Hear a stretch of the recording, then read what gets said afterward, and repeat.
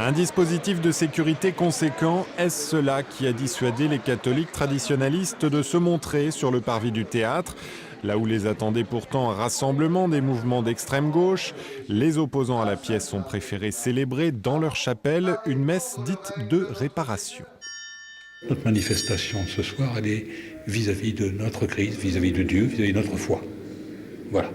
Nous n'allons point chercher l'affrontement. Et pourtant, le climat de tension qu'entretiennent ces associations depuis un an a bien eu une conséquence concrète, le refus par la préfecture d'autoriser la participation des enfants à l'une des scènes de la pièce, une scène lors de laquelle ils lancent des grenades factices contre le portrait du Christ, une première et une atteinte à la liberté d'expression selon Romeo Castellucci et son équipe.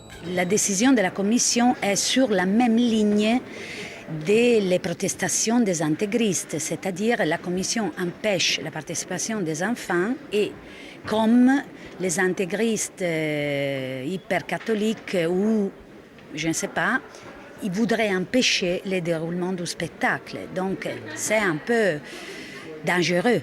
Ils créent aussi un précédent.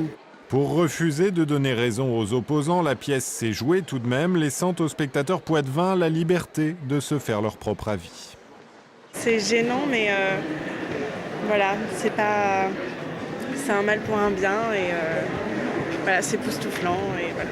Moi j'ai trouvé ça horrible. Non, c'était vraiment affreux. C'est un regard profond sur ce qu'est l'humanité, sur ce qu'est l'amour de l'humanité, sur ce qu'on est chacun, avec cette dérisoire humanité, ce corps dérisoire qu'on occupe. Une nouvelle représentation sera donnée ce soir, mais la polémique désormais dépasse encore plus largement le cadre de la pièce.